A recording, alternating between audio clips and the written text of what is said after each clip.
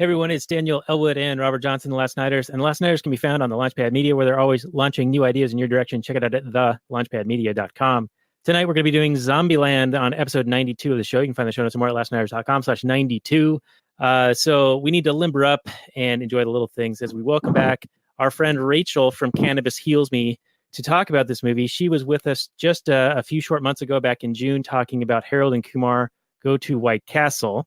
And she had originally wanted to do this Zombieland movie, but we were like, well, Zombieland 2 is going to come out in October, so why don't we, through the magic of the calendar, shift things around a little bit. So we did Harold and Kumar back in June, and now here we are finally, after all this anticipation and waiting, we now can have the grace of your presence here with us. Rachel, welcome to the show. You are so welcome. No, thanks for having me, guys. I'm excited to talk about this movie. It's one of my favorites. Yeah. So, and unfortunately, Patrick is not here to ruin it for me. So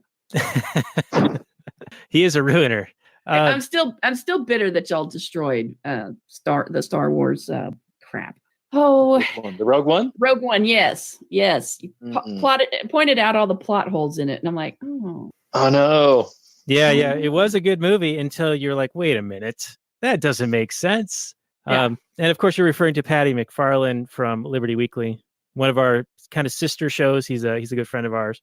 But before we get into the Google description, which is usually how we start these things off, can you remind everyone what your show is about and where they can find it? Sure.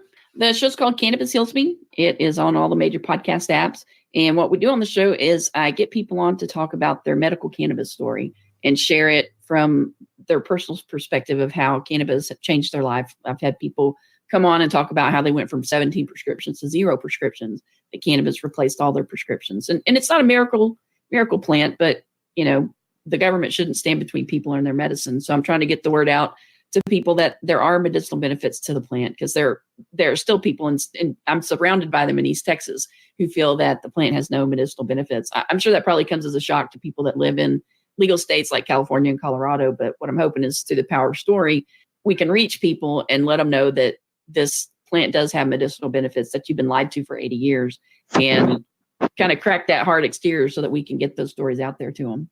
Yeah, I think that's a very noble mission. And it's a little bit similar to how we do our show. I mean, not with the nobleness of it, but, we try to talk about something in a way, have story and whatever, to share a perspective that people might not be otherwise familiar with. And it sounds like you have another way of doing that, but with actual stories of people and the impact that cannabis has had in their lives for the positive. Yeah. Well, we're hoping that people who were prohibitionists like I used to be will listen to the show. And then we also I was doing episodes every Monday. We have a healing story come out. And then I was doing every Thursday, like a cannabis adjacent issue. But we started homeschool my son, and we got back to the routine of doing homeschool and working from home, and just didn't have time to put out two episodes a week. And so I've had to cut back on the Thursday shows. But when we do put them out, what we do is we talk about a cannabis adjacent issue, like, jury nullification, or the constitutionality or the lack of constitutionality of prohibition laws, and kind of introduce people who come from a background similar to mine that weren't aware of some of these issues, civil asset forfeiture, those types of things, so that we can educate people. Hey, you learned this new thing about cannabis. Now learn this other new thing, please. Yeah, that does sound great. And we actually just did a series of movies where we interjected a lot of discussion about the drug war. We did Clint Eastwood's The Mule, Straight Outta Compton, and what was the one that kicked that off, Robert, where we snuck in some drug war talk? You're asking to test my memory? You're way better at this than I am. I don't remember. I couldn't even tell you what we did last week. Now I'm like, what did we do last week? Let's see, which one? It was Dune. It was Dune we did last week. Dune, yeah. And Back to the Future, we talked drug war a little bit. Really? We talk drug war and Dune. There's a whole drugs in that thing. Yeah, certainly. Well, let's get into the Google description. And Robert, if there's any way you can stop bopping and booping the mic, it would be beneficial to the format of the show here. Is it really? Yeah, it's making all sorts of noise. Huh. But okay, I'll do my best. But right. I didn't know that I was even doing anything. Okay. No, it's good. This is a professional outfit here, so Thank you guys. And if you like what we do here, support us at lastnighters.com/Patreon, or give us a rating and review on the old iTunes, which will help raise the profile of this very show so more eyeballs will get on it, or earballs, as we say, because this is a podcast. All right. So we start off the show with the Google description. So, and this is relevant because Zombieland 2 Double Tap is in theaters, I think, later this week or next week. So Zombieland came out in 2009. It's 1 hour, 28 minutes. It's a sci-fi/adventure. 7.6 on IMDb, 90% Rotten Tomatoes, 73% Metacritic. However, 95% of Google users enjoyed this film. The description is, after a virus turns most people into zombies, the world's surviving humans remain locked in an ongoing battle against the hungry undead. 4 survivors, Tallahassee and his cohorts, Columbus, Wichita, and Little Rock, abide by a list of survival rules and zombie killing strategies as they make their way toward a rumored safe haven in Los Angeles. It came out October 2nd, 2009. The director is Ruben Fleischer. Box office of $102.4 million against a budget of $23.6. So it did very, very well. And I actually saw this in the theater. I remember enjoying it at the time and have not seen it nor thought about it much since. And just recently watched it, I want to say 2 nights ago. So I am prepped, Rachel. So let's get your take on the Google description. Then we'll go to Robert. Well, first of all, it shouldn't be about Tallahassee. It should be Columbus, because he's like the guy that narrates the bulk of it. And then Columbus is the one who abides by the list of rules. The rest of them care less about his rules. Those are very good points. And it reminds me the rules that he talks about, and I want to get into this a little bit later, but 2 other people I respect had rules, Murray N. Rothbard and Tom Woods. And one of Rothbard's big rules is people always specialize in what they're worst at when it comes to like economics or philosophy. So like Milton Friedman was great on the minimum wage and like free market exchange and things like that, but he specialized in monetary theory and he was terrible at it. And Tom Woods, one of his rules is nobody ever does anything. And what he means by that is nobody takes decisive action when it comes to working towards something like entrepreneurial. And he's not saying nobody does, but he's saying like the vast majority of people don't. So Right. If you're the one who does do stuff, then you're already at an advantage to other people. But anyway, I digress. Robert, your take so far. Well, I expected this movie. I'm like you. I watched this. I don't know if I was back in the theater or shortly thereafter on home release. But it entered my brain and quickly left my brain. It didn't leave a big impression on me. And I must say, rewatching it, I can see why. I'm eager to hear our guest's take on this because it's clearly she enjoyed it a great deal. But I didn't find there to be a whole lot of meat on this zombie bone body. Wait, why are we alive when everybody around us has turned into meat, Robert? I don't know what. That's like the opening line. So, but yeah, See, yeah. You already remember this movie. I'm going off some vague recollection, and I just finished watching it like 20 minutes ago. Well, yeah. So let's bring our guest into the hot seat. You said this is one of your favorite movies. This is one you've wanted to do for a long time. We intervened and said, no, Rachel, you have to wait until October. And here it is, October. So we're doing it. But what makes this your favorite movie? And what themes or concepts do you think it has within it that makes it worthy of talking about from the perspective that we do on this show? I like it because it doesn't take itself seriously. I don't like scary movies like Doctor Who and X-Files. I don't like to watch. They're too scary for me sometimes. So this is like a zombie movie, but it's not too scary. It doesn't take itself seriously. It's very quotable. I love movies that are very quotable, like The Princess Bride. And this one, I thought when Robert said earlier, that's a little tender, I thought he was referring to what, who's the cameo guy? Bill Murray says Bill Murray, yes. Shot with his chest with a shotgun. And that is exactly what I was referring to. Okay, good. I was like, okay, I totally missed it. But I thought that's what you're referring to when you said that. So, and then, it's time to nut up or shut up. And just, I don't know, Woody Harrelson's character is hilarious to me because, I can imagine meeting a lot of those people in my home county. Well, I will say that this movie has a lot of style. And that's one of its strong points is the way that the director used the text that would pop out whenever there was a rule. Yeah. And the way they just kind of set those up. That was really cool, and I really enjoyed a lot of that. And you're right, it doesn't take itself too seriously, but that's one of my problems with the movie, because here you have this entire movie that's not taking itself too seriously. But then at the same time, you're supposed to also fall in love with these characters and worry about them when they're under attack by zombies. But the zombie attacks are all kind of filmed like a video game. And, when people or characters are in peril, you're like, yeah, but they're not really, because, it's a video game and whatever. So, and it's a comedy and it doesn't take itself seriously. Now, I enjoyed the lighthearted tone, but then when it tried to make me, when it tried to have like a climax and it was finishing up, I was like, it didn't have that impact for me, because the whole movie, it seemed to like turn from one movie into another movie. Yeah, I could see that.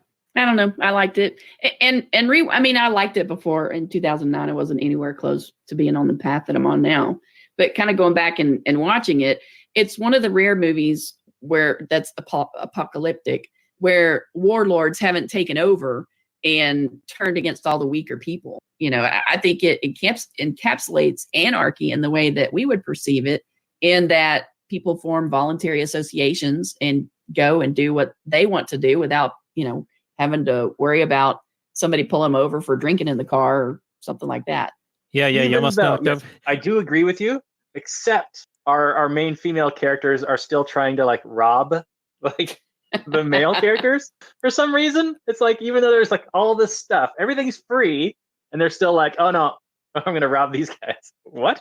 I will have to say, after rewatching it, I'm like, what? Why would you do that? And what if you gave him the shotgun and then he actually pulled the trigger before you could say, wait, stop?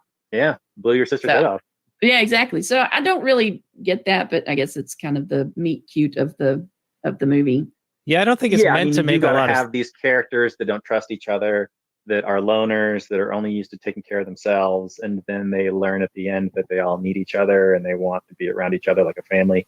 So yeah, you got to have some story elements, but they seemed a little contrived.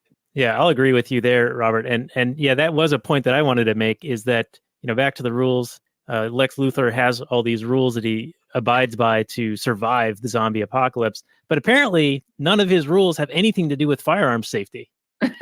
He doesn't respect any of those rules. He points it at willy-nilly wherever. You can only point it at what you're willing to destroy. His fingers on the trigger all the time, constantly. He's just like bipping and bopping with the gun. So I'm surprised that he survived as long as he did with how careless he was with firearms. Well, poor Bill Murray bit it because of his lack of firearm safety. Well, yeah, that was a ridiculous situation, right? Like, okay, everyone is shooting zombies, so I'm going to pretend to be a zombie and try to scare a guy who has a shotgun. Yeah. Not the most well thought out prank. Well, he said he never was a practical joker. Yeah, in Bill Murray's defense, yes. And he did admit it was a bit of a mistake, like Garfield. Yes. Do you have any regrets? Well, Garfield. And I did enjoy Bill Murray's cameo. Robert and I have been a big fan of Bill Murray for a long time. We've done a couple of his movies, Groundhog Day, Scrooged, and we did at least one other one, right? Ghostbusters, didn't we? Yes, yeah, we did do Ghostbusters. So you could say we're a little bit of Bill Murray fans, and it was nice to see him in this. And they had to like get him out too, because he was only supposed to be in there for 10, 15 minutes total, right? Yeah. I thought it was a great cameo. I thought it was the highlight of the film. I love Bill Murray. I thought he was hilarious, and he's so charismatic and charming. I wanted him on the screen the whole time, but yeah, he was here and gone way too quick for me. Yeah, I love that he would dress up as a zombie to fit in with the other zombies, so he could just still get out there and enjoy life. Yeah, and play golf. Just walk right on. Totally seems like something he would do. He's supposed to be in the new one too, which I'm not sure how they're going to explain that.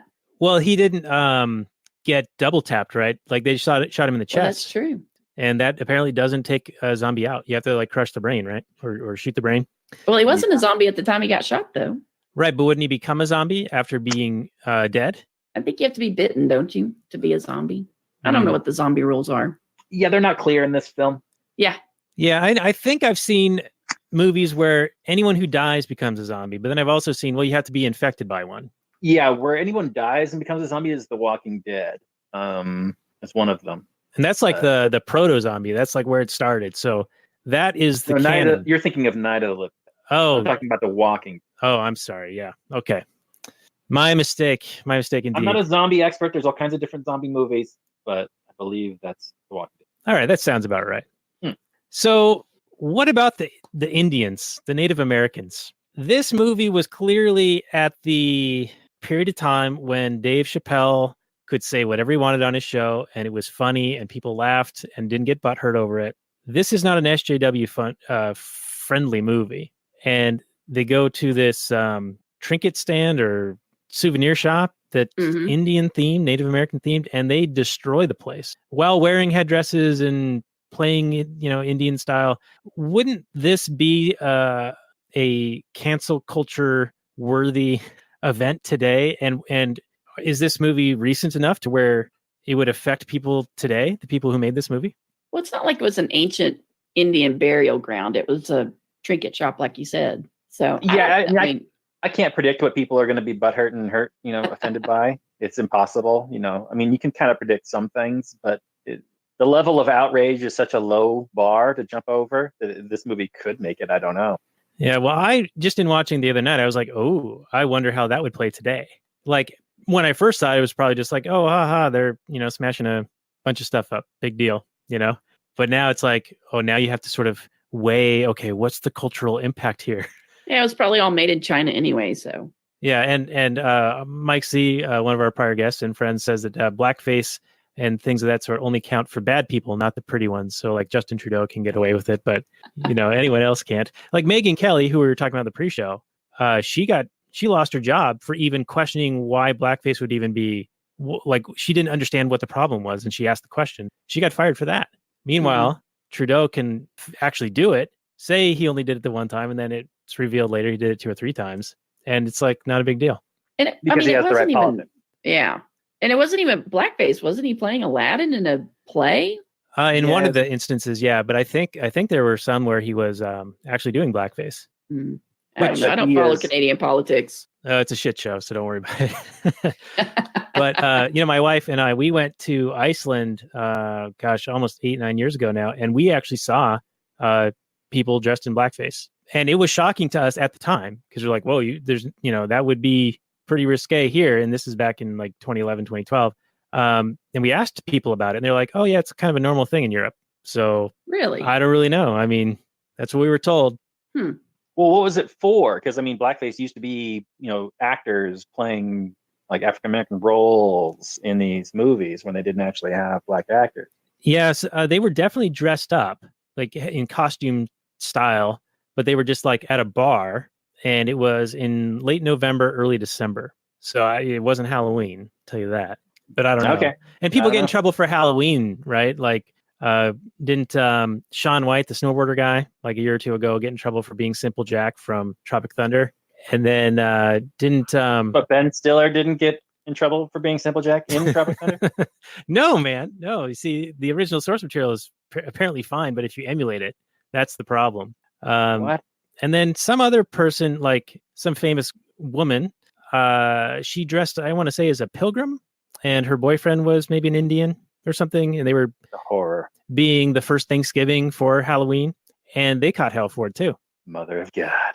Cultural appropriation. Yeah, see, it's the worst. It's like, it's literally Hitler. It's like, wasn't there a college that put out a list of, I think there was a college maybe last year or the year before that put out a list of costumes that people could not wear.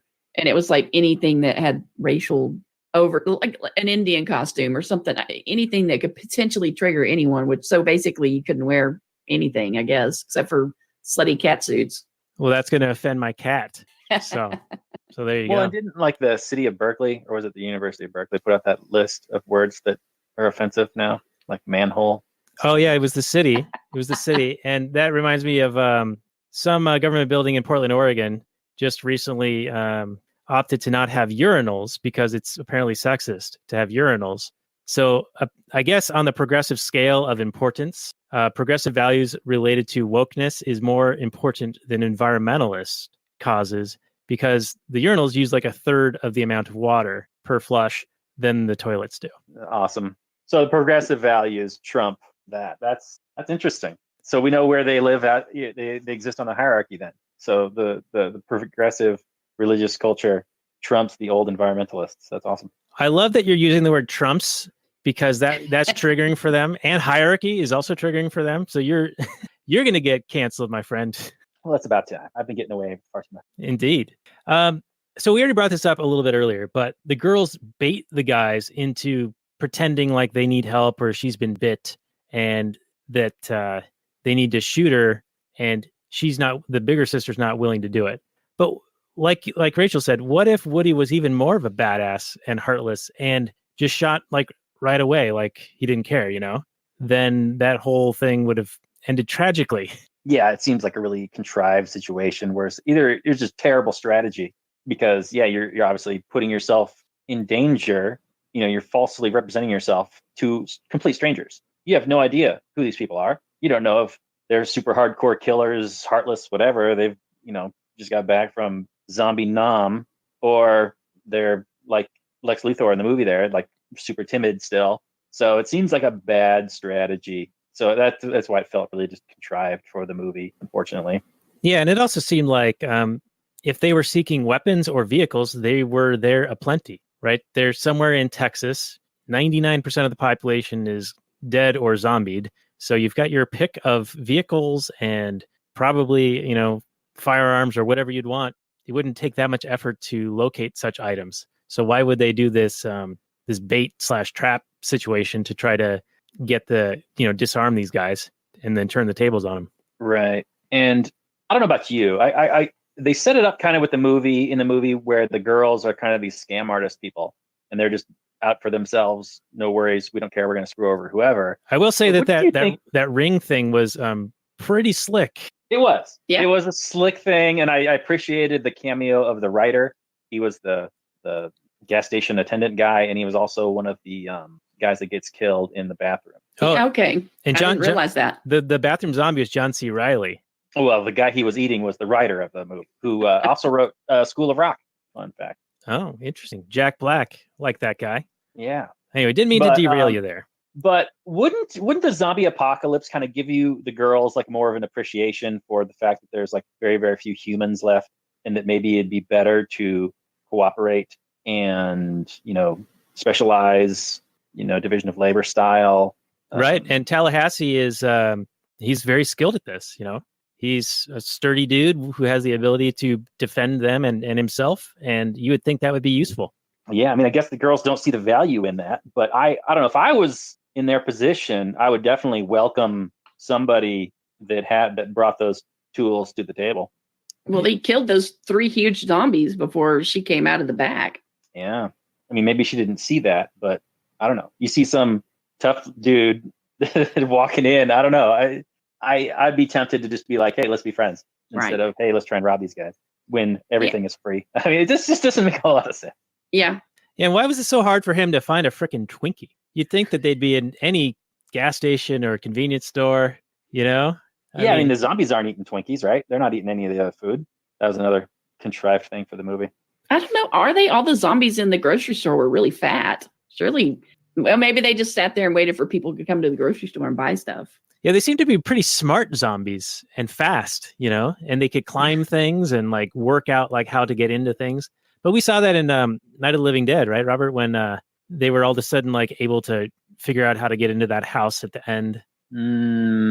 Could be. It's the one thing that zombie movies suffer from is consistency in their zombie abilities. Zombies seem to just have whatever is needed and required for the scene to be able to do, unfortunately. Yeah, well, that's like your varying superhero power levels, right? Like, well, if it's convenient, he's going to have this limitation, and then later on, he'll make a grunty face and be able to overcome it. Yeah, it's a trope that's often used in comic books, and it's unfortunate that it's been transferred over to the big screen now with superhero movies being so popular. So I had a question about the plot just in general, where Tallahassee is, they're all named for like where they're from, I guess, and he wants to go back to Florida, and Columbus wants to go back to Ohio. But after they encounter these women and get robbed, they end up following the women and going west to Disneyland. So I know that they said that, well, Columbus is, not there anymore, but it seems like you're going one direction and then all of a sudden, for almost no reason, now they're heading west. And I didn't understand why that would be the case. I mean, you had to run into Bill Murray, I guess, so you had to have that plot convenience, but... Yeah, it seems like the writers could have had them all going west anyway. I don't know, or maybe him going to Columbus then finding out. But the Tallahassee guy, where was he going? I don't remember exactly. I guess back to Florida. Yeah, Jesse Eisenberg had said, "Oh, you're heading east. Well, we can, stick together like part of the way because I'm going to Columbus." And he says, "I'll give it to Texarkana, I think," because he said that he got the sense that Lex Luthor was a bit of a bitch. Right. You know, I don't think this movie was written with the intent of us really dissecting it this much. I think it was meant to be like, hey, just have a fun time, kill some zombies, and, you know, spend an hour and a half of your time. Yeah, now That's what I do. This came out not too long after 300, and it felt like at least the opening title credits sort of had that same kind of vibe to it with the titles and the blood splatter and stuff. But then they didn't really do a lot of that stuff in the actual movie. Like the title sequence, I thought was like pretty gruesome, actually. Like especially the soccer mom comes flying out and then smacks into the road. And that was like to illustrate the rule number 7, you know, always wear your seatbelt. Yeah, it was the opening part was probably, like you said, the most gruesome part of the movie. The rest of it is, you know, like when Woody Harrelson clops the zombie's head off at the grocery store. It doesn't show it. It just shows the hedge trimmers sliding across, but it doesn't actually show the zombie. But compared to the gruesomeness of the opening scene, it's kind of strange. But yeah, it's sort of like they used all of their goriness in that and the CGI budget, I imagine, in that section. Yeah. And then the rest of it was just kind of like, oh, we'll kind of do this off screen or whatever, and just have the 4 or 5 principal actor types. But I'd read that this movie was actually originated as a television show, like a pilot. And so they had to like expand it and add some stuff to kind of make it worthy of being a longer, feature length. And it's only 87 minutes. So it's like just barely a movie when it comes to that. But I think you can kind of tell that they had a premise and then they just had to put in some filler to get up that runtime a little bit here. Yeah, I wonder what kind of content they would have had for an entire series. There is a show called Z Nation that is probably 2 or 3 seasons in, and they seem to have things going on that keeps it lively and keeps it going. And of course, The Walking Dead's been around for 8-9 years now, right? True, but this would be more like a rompy kind of action comedy, right? Whereas those I imagine, are more serious. I don't know about Z Nation, but yeah, Z Nation's probably kind of a blend of the two, Walking Dead and then this. It's a little bit more campy. And I guess in the movie they had the zombie kill of the week with the lady with the piano. I guess that was going to be one of the things they do each episode. There would be a kill of the week. Okay, that'd be cool. That explains that. Yeah. Well, I also like Shaun of the Dead, which is another zombie movie that doesn't take itself seriously. Yeah, Shaun of the Dead is a great film. Cornetto trilogy, right, Daniel? That is what it is. Yeah, we did Hot Fuzz, and we had intended on doing Shaun of the Dead, I think, last year for Halloweenies, which we didn't do, and then we were going to do whatever the third one is. At World's End? At World's End, yeah.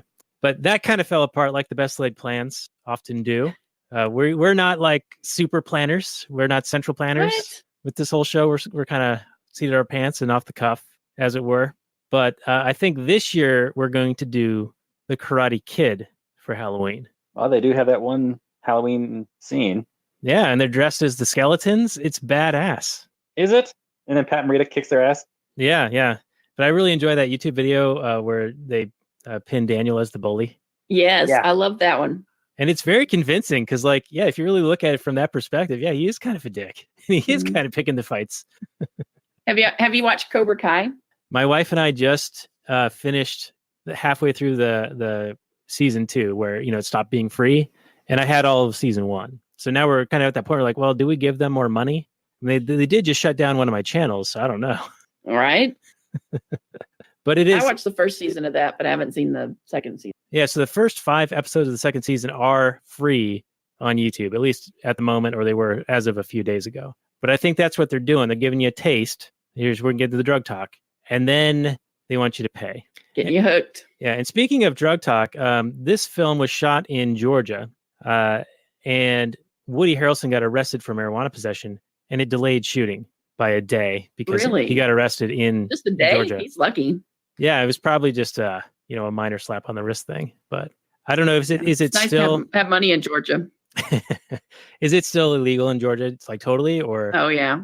I talked to a lady on my podcast, Sharon Ravert, and the rainbow people that go around and camp out in the national forest for a month or two. Oh yeah, they came here to East Texas like back in the late 80s or 90s, and it was like all the rage, because these hippies were coming to East Texas. Well, they set up in this county in Georgia where they showed up to do their meetup.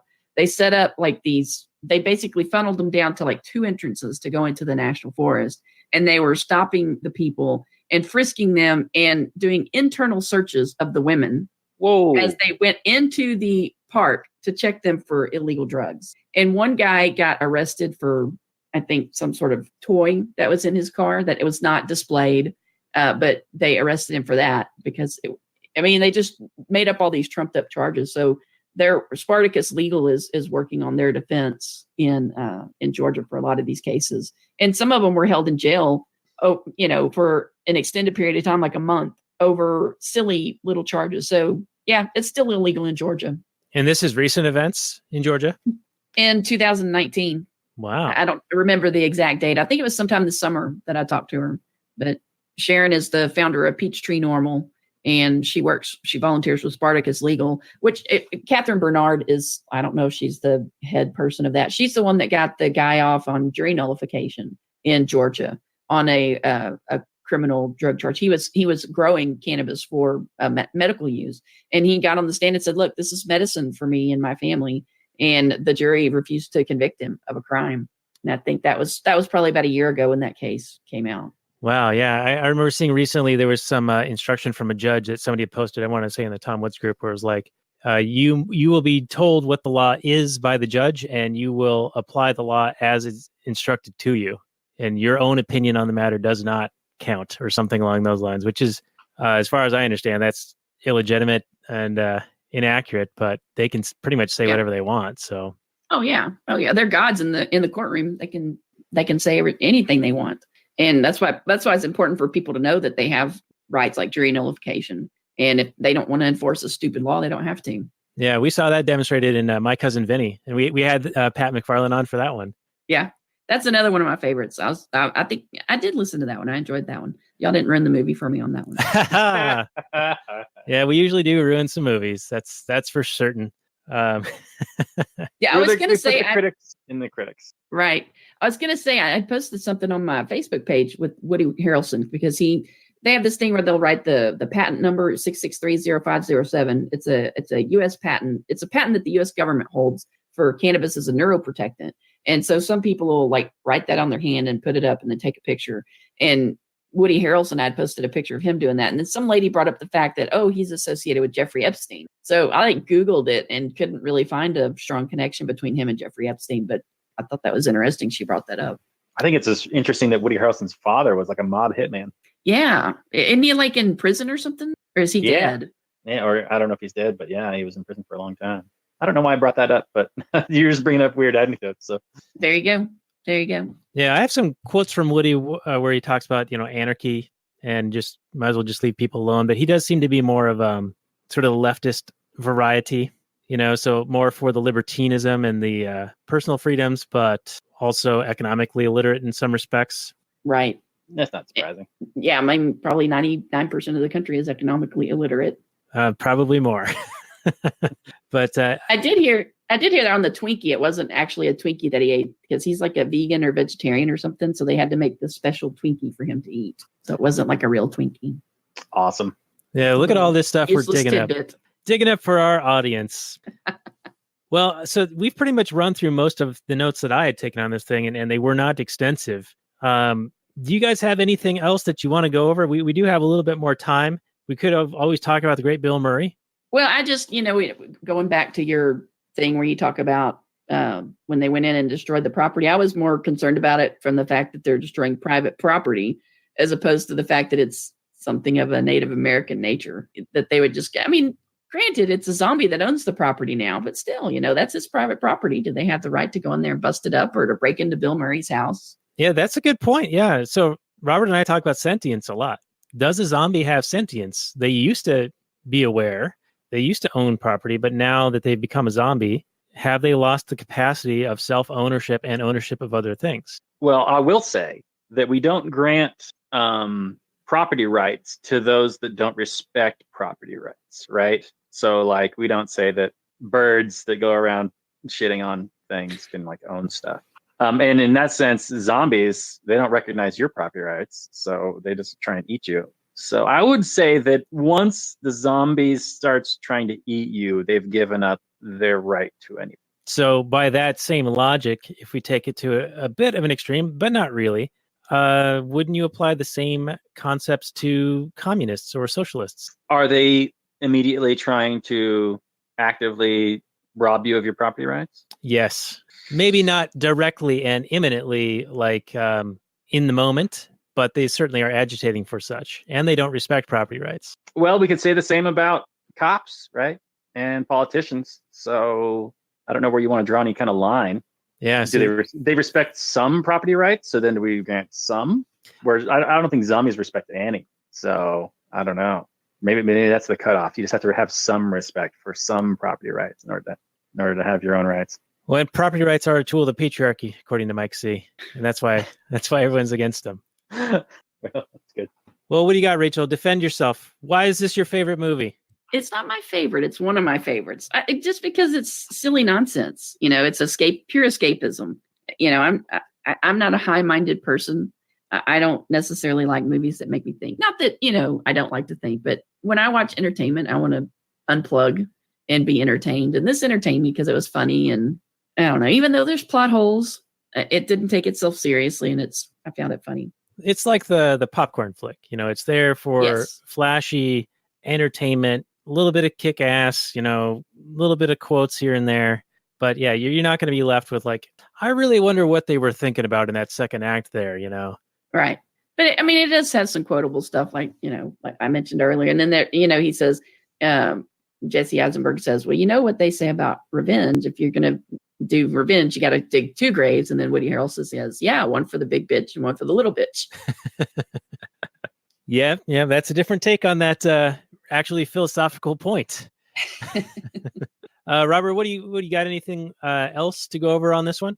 No, I just have complaints and nitpicks. I think we've talked about the most of it. I like you guys said, it's a fun popcorn flick that you can just watch just for the pure entertainment value. But I think like Daniel and I are saying, it doesn't stick with you, which is fine. It doesn't have to. Not every film has to inspire you to think about it and wonder about it and live in its world and cosplay as characters and write fan fiction and that kind of thing. It can just be a way to kill an hour and a half and, make it so you don't have to think about your real world problems. So I think that's where this movie is. That's what it was trying to do. And in that sense, it achieved it. It wasn't trying to do anything more. It wasn't really trying to get you to, really care about the characters and really worry about their plight and I don't know, that kind of thing. It wasn't really trying to make a huge statement other than, have these characters, they had a little bit of character development, right? I mean, they went from, being loners to recognizing that, hey, let's work together and hey, we like each other and let's hang out and support each other. And I'll even, if I'm, Tallahassee, I'll even put myself on the line. In Columbus, they even put themselves on the line to rescue the girls instead of, just looking out for themselves. So. Yeah, a little bit of an arc, a little bit of a turn, and a little bit of that division of labor and specialization like you were talking about. Yeah. I found that the romantic angle was a little bit misplaced. Like, oh boy, I was cringing the whole time. That scene where they're dancing, I was like, I don't even want to watch. Yeah. And I don't know, I don't know even how to say this, but my perception of that, if it were to happen in real life, and I know, yes, it's a zombie movie, but what I mean is if you've got this Chad, who is Woody Harrelson, who's a badass, and he's not that much older than, what's her bucket? Emma Stone, compared to Jesse Eisenberg, who's this totally, beta male soy boy dude. I got to say that the girl's probably 9 out of 10 times going to go towards the Chad. I would agree with that. I mean, who's attracted to a wiener? Yeah, there's no argument here. Eisenberg is total beta male wimp boy, and why he is the romantic. I mean, I guess because they had to have the character turn and the development. Whereas, but yeah, in reality, I think you're absolutely right. I mean, I don't want to speak for all women here. How dare you? How dare you? You've stolen my dreams. Anyway, yeah, I think we kind of covered this one. It doesn't seem like there's a whole lot here, but it is still a fun movie to watch again. So, Rachel, thank you for that. Are you excited at all to see the next one? Because I'm a little bit surprised that a movie that, after watching it, I'm like, well, there's not a whole lot here, so why are they making another one? But it is, 10 years later, and it did. It was a 5-bagger.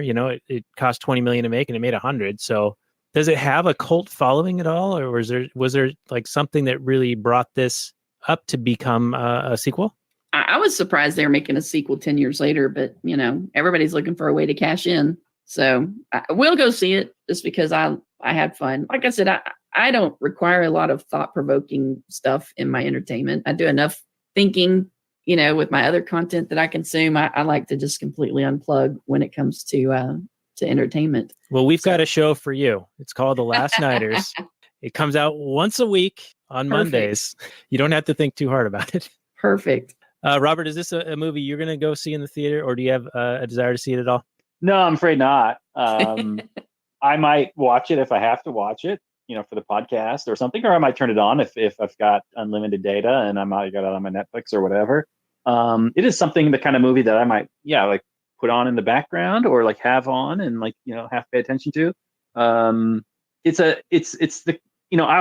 There is a market for this. Like I've got a fair amount of movies here with me at the cabin, and, I don't have like a TV or necessarily a lot of data on my internet connection. So I've got all these movies I can watch. Well, I don't want to put on a movie that I really got to pay attention to because I got other things I got to do. But I do want to kind of have something in the background that kind of can entertain me here and there. So there is and so I found something that wasn't very challenging that I'd seen before. And, that I could tune in every once in a while and go, oh yeah, I remember that part, and just kind of follow along for a little bit and then kind of tune out and do my thing. So I think that there is a market for this sort of entertainment. Like our guest has proven, that non-challenging stuff that has a broad appeal that you can just put on and enjoy. So yeah, I think there's definitely a market for it. I don't know if I'd spend money to go see it in a theater, but I definitely could see watching it in that situation that I just described. Yeah. Now the escapism angle, I think, maybe plays a little bit extra when you consider the time that it did come out. It was right after the onset of the Great Recession, right? And I think that was one of the kind of anecdotes that came out of the Great Depression was, well, people wanted to get away. So movies became popular despite being relatively expensive because, there was really high unemployment back in, the 1930s. So do you think that maybe that escapism and the economic downturn maybe played a role in it doing well? Yeah, that makes sense. I hadn't really thought about that, but yeah, 2009, that makes sense. Have a nice, fun little escapism flick. And it was before the world got really sick of zombies too. I mean, The Walking Dead, I think it was going at the time, but it hadn't really caught on. And, zombies weren't everywhere. But these days, I mean, if you're starving for zombie content, I mean, there's no shortage of it. And I think it's a little bit stale. So I'm surprised. I'm curious to see how this next one's going to do. If it's going to... I'll let you know, Robert. Okay, good. Because it might have been a lightning in the bottle situation where Zombieland really found its audience at the time. But now that zombies are kind of stale, everybody's like, we've seen this before. No thanks. Could be. Yeah, well, we'll expect a full report from you, Rachel, and, let us know. I don't know if we're going to do it for your next appearance. Probably not. But no worries. But we would love to have you back because you're a good person and we enjoy having you on to talk about stuff. And thanks. I enjoy it, even though y'all think my movie picking sucks. No, that's not true. I loved Harold Kumar. You know this. And PH. All right. Well, if the movie I don't like, even if I don't like them, I still like talking about them. So thank you, Rachel, for this. You're welcome. I'm glad I could bring you 87 minutes of joy. All right. Well, let's start to wind this one down. So we do, a short summary and review and a score 1 to 10. So Rachel, you want to start us off? Well, now that I've talked to y'all, I'm going to have to knock it off at 10, but I would say probably 8 for pure escapism. Okay. All right. Very good. Robert, your take. Okay. Well, let me start off by saying that I'm a big Emma Stone fan. Are you going to start your 3-part apology? No. You want to see how hard I can punch? First of all, I'm a huge Emma Stone fan. I remember I've seen her before in movies like Spider-Man and whatnot, and she never really caught my eye. But then when I saw La La Land, just not my favorite movie of all time, but I was just like, wow, this chick can act, and she's gorgeous, and I'm a big fan. Then I go and I watch this movie, and I go, what's wrong here? I'm a big Emma Stone fan, but I don't like her in this movie. And I don't think she's given, much to do. She's got way more range than, of course, is obviously in this film. But this movie wasn't trying to be anything other than what it was. So I can't really complain too much about that. But like we've said, it's mindless escapism. I wish the I've seen better like gory, like zombie killing stuff in like video games. And so I wish that was better. For a splattery, fun-filled like zombie killing ride, I think they could. Hopefully, they've upped their game in the next. But for this, I can't really. I could recommend it, but just don't have high expectations. Like it's not high art. It's an hour and a half of mindless fun. So it's like a 6 for me. All right. I'm surprised it made a 6. Yeah. I It's was not expecting... terrible. It's just not. It's just nothing more than what it is, and I can't fault it. But it's not great at what it tries to be, because okay, I wanted it to be funnier than it was, and for me, I didn't laugh until Bill Murray was on the screen, and then when Bill Murray died and he was off the screen, then I stopped laughing. And I wanted to laugh the whole time because I wanted it to be a fun-filled action comedy type movie, but it was only funny when Bill Murray was there, and so that was disappointing. But I was glad that Bill Murray was there to get some laughs. So maybe I'll give it a 5. It's a 5. Wait. You just talked how great Bill Murray is, and you knocked off a point. What the fuck? I was because going to he's only on the screen for like 5 minutes. Right. That should be adding more. That should add a point. Well, they could have not had. Is that his real house, by the way? Because that house is crazy. No, that's a house in Atlanta, in an area of Atlanta called Buckhead. Okay. But I think they had to make custom gates with the BM on it. Right. It's a big BM. Yeah, they're big. And I love the art that he had of himself in there, on every wall. Yeah, the Warhol and the what was the other one? I forget.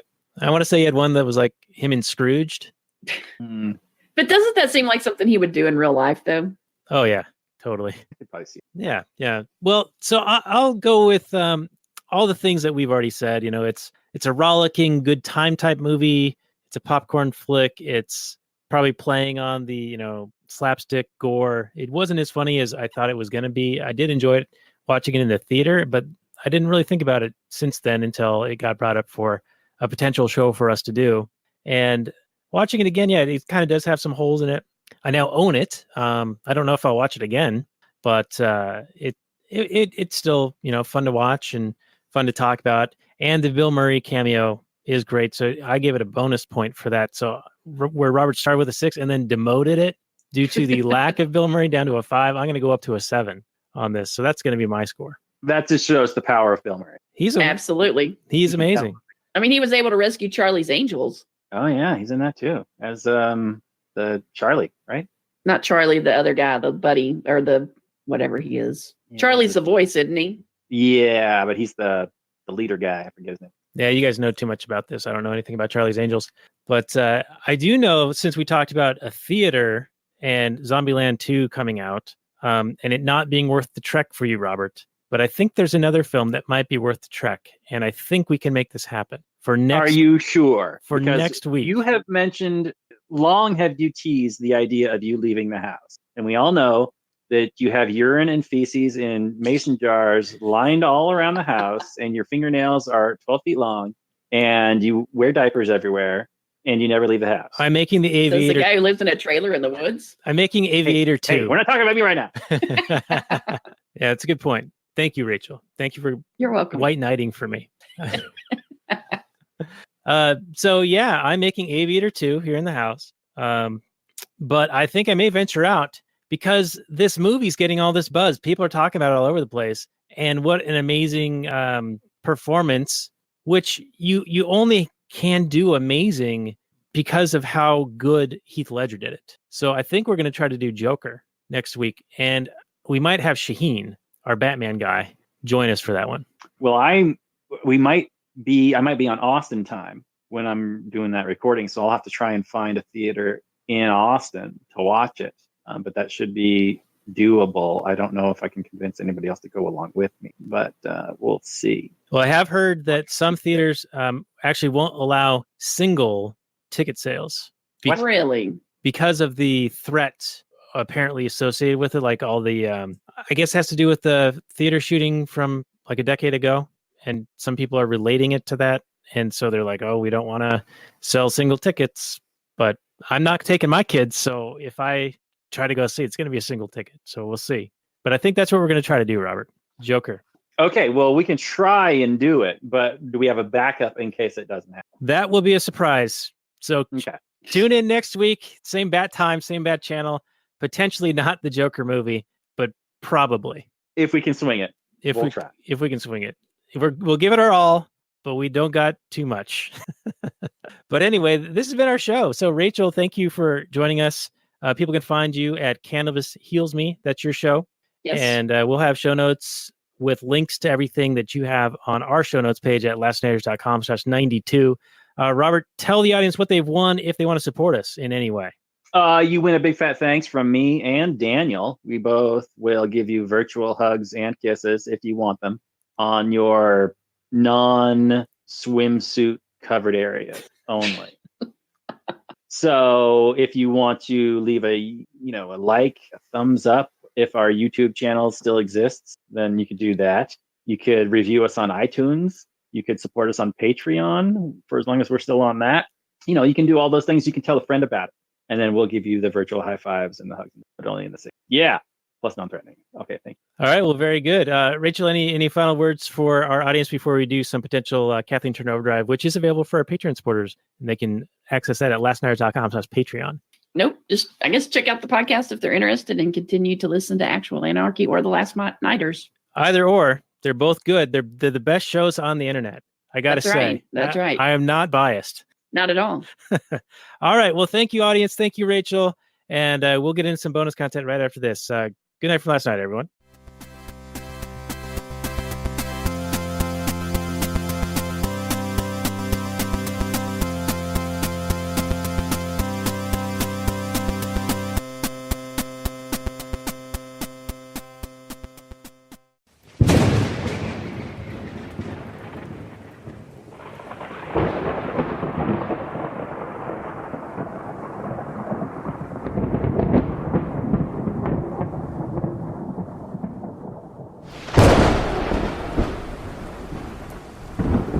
In the early days of the internet, radical libertarians were scattered, lonely, and faceless. Without direction, they resigned to scour the web, sifting through content providers in a wasteland plagued by YouTube demonetization, Facebook jail, and covert internet censorship. But then, in 2017, the Libertarian Union was formed. Finally, the average Joe libertarian could find a thriving community of independent podcasters and content providers, all in one convenient location. At Libertarian Union, we'll always have the latest news, interviews, discussions, and even movie reviews. With hundreds of episodes and more added all the time, you'll always find something fresh at libertarianunion.com.